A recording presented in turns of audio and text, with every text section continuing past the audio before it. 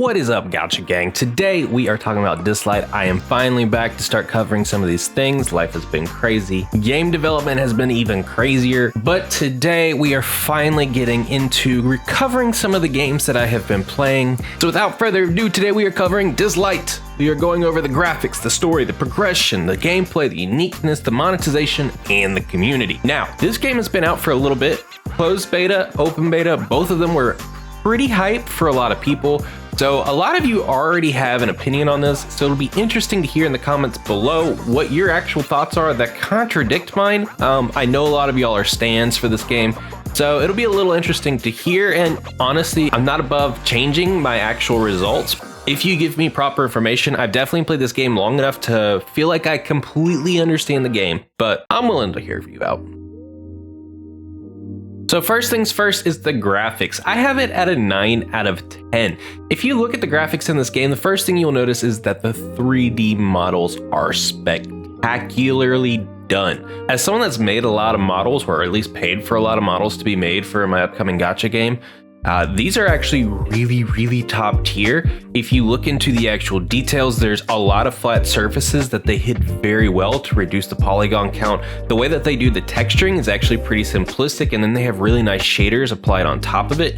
And when you really break it down, the only reason they are able to pull this off on a mobile game to run as smoothly as possible is because of their backgrounds. In a lot of the situations, they are running something called a parallax background, which is actually like a 2D environment that's designed to look 3D. They have different layers of 2D objects stacked on top of each other, one after another in the 3D space, which really reduces the amount of computing that is needed for the graphics card and the driver and your processors to render all of this information and present it on your screen to load the information into the area to be visually presented. So they really went about designing this game graphically in a very strong way. A lot of the time, I feel like some of the VFX, if it's not the ultimate, if it's not, you know, the very close-up view, it feels a little bit on the lacking side. Sometimes I really feel like the graphics don't do a really good job of explaining what is going on in the game around you, but it is super polished. I love the idea behind the parallax backgrounds. I don't really know if I love the execution of it, but if I could pull it off, I probably would do it in my own game, so I can't truly fault them for that.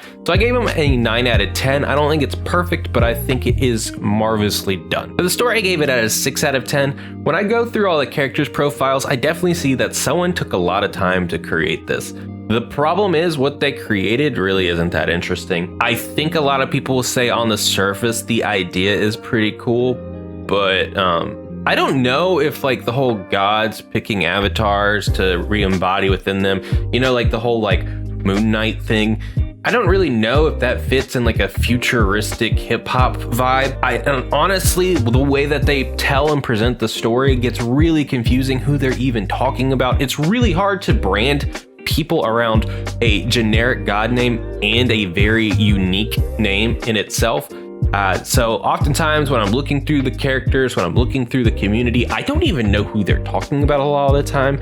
It's easier for me to remember people as Monkey Guy and Monkey Guy 2. A lot of the story, even though I think that they're trying hard, I don't know that the execution was good. I don't really know if the thematics matches the storytelling itself. And I honestly don't feel like the story is truly deep enough for me to really sink my teeth in and feel like I'm experiencing a world that's custom built for this game. I feel like I'm experiencing a theme, and more so I would say that the story and the theme and the game of Dislyte itself is designed to be a theme park, a roller coaster, if you will, which isn't bad. It just means that specifically for story here, it's a little bit lower. Now, progression, I have it at a 6 out of 10 as well.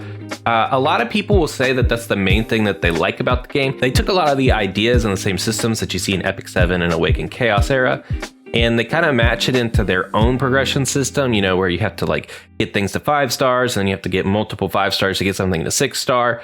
But the issue is that the initial experience of doing that is really slow, and the process of it isn't even fun. I don't know what it was about Raid Shadow Legends when they pulled this off, but I felt like it was rewarding to level them up, even though it's the exact same progression system. I really have to spend some time and think about why that is the case with them.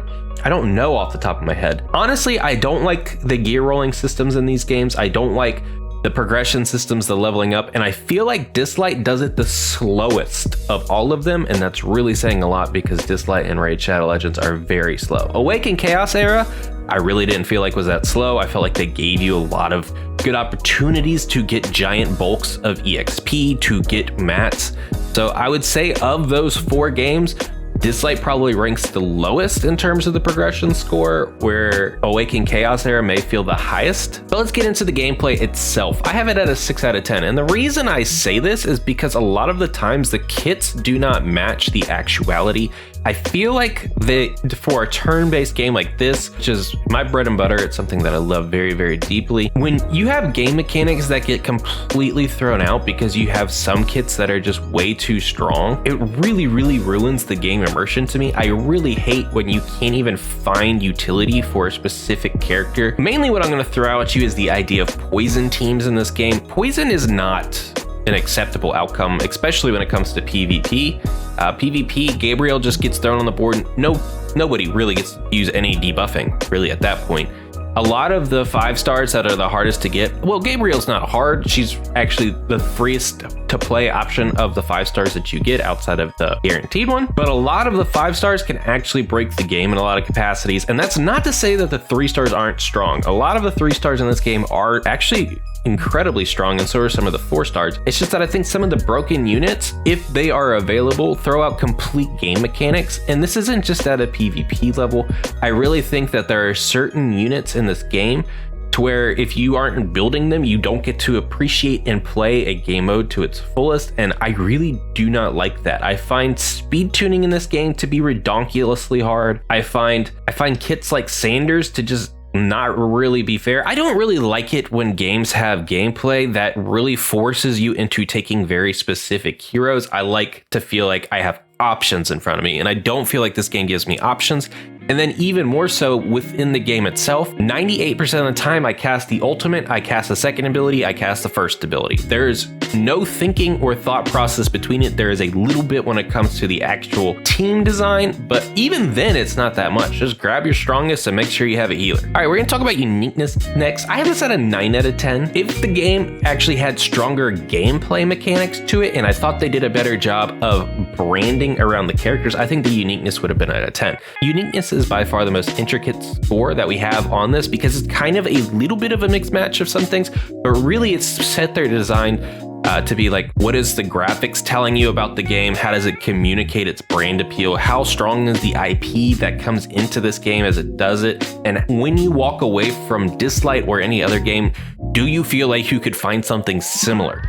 I have uniqueness at 9 out of 10. I think when you heard me make that last statement, you would understand why it's not a 10 out of 10. But for now, let me go ahead and break it through. I do not think that they did a great job of branding throughout this game, especially since someone like Sanders and Anubis in general is super, like, I loved the first model that we got. But then when Sanders comes into play, I got confused on which one was which. When I looked at them on the board sometimes, it took me a while to learn what these brands were and did. And when I looked at characters, not every time I instantly thought that they were being representations of the gods that I actually knew that they should be represented. So I think that they lost a lot in my mind in brand appeal, but what they really did is they picked a theme and they knocked it out of the freaking park. So 9 out of 10, I know I just said a lot of negative things, but this is the second highest possible score I could have given them. And honestly, they deserve a lot of praise for how unique this feels, despite stealing, I don't know what sure word you want to, borrowing a lot of systems from more established games. Monetization, I have a 4 out of 10. Now, a lot of you, this is probably going to be the one point that you actually step on my toes a bit. A lot of you really feel strongly that this is a 0 out of 10 or a 1 out of 10 or a 3 out of 10. And I think a lot of that breaks down to the vast majority of the game can be done through 3 stars, and they do a pretty good job of giving you a bunch of roles. So they give you enough resources to experience the entirety of the game as a free-to-play player, but what they do not do is give you enough resources to get what you want out of the game, which is why I have it at a 4 out of 10. And I don't feel like the actual price gouging of the game and the way that they set it is as atrocious as something like Genshin Impact. I think that Most of the time, a lot of the bundles and packs and things you can get out of the games feel like they're pretty priced well. It's just that the pity is very, very high. So with that said, I have it right below average for a gacha game, which if you think about it, with a 5 being average in a gacha game and this being right below a 5, that should tell you a lot about how poorly I actually think the monetization in Dislyte is, because gacha games as a whole are pretty predatory. Next, we have community. I have it at a 7 out of 10. I actually really like the community in a lot of ways. I think that they provide a lot of art and content. There's great guides. You have good content creators like Zaxakun. There is so much that I like about the Dislyte community that I wish some of the smaller games like Sidorica really got on their side. So I gave it a 7 out of 10. You know, it's not blowing the world. It's not being carried by its community like some of the other games are. But I think for a gacha game, it is very strong and it is very appealing. So overall, I have it Dislyte at a 6.71. Now, for those of you that think that isn't a great score, you gotta remember that a 5 is an average game, and I do not have a 10 out of 10 at all in the gacha ecosystem. The 6.71 is actually slotted as my 6th highest gacha game that there is on the market. So take that with a grain of salt when you look at the low score at a 10 at a 6.71, that it's actually very high, with 5 being average. The highest score of any game that I've ever reviewed has slotted 2 whole points higher than 8.71. So Dislyte being at a 6.71 and being 6th overall is very, very strong for it. I think if you are a player looking to hop into Dislyte, it would probably be worth your while. I would be very cautious on you spending a lot, like I've mentioned in the monetization area of this video, but I think it's really strong. I love you. Be the peace.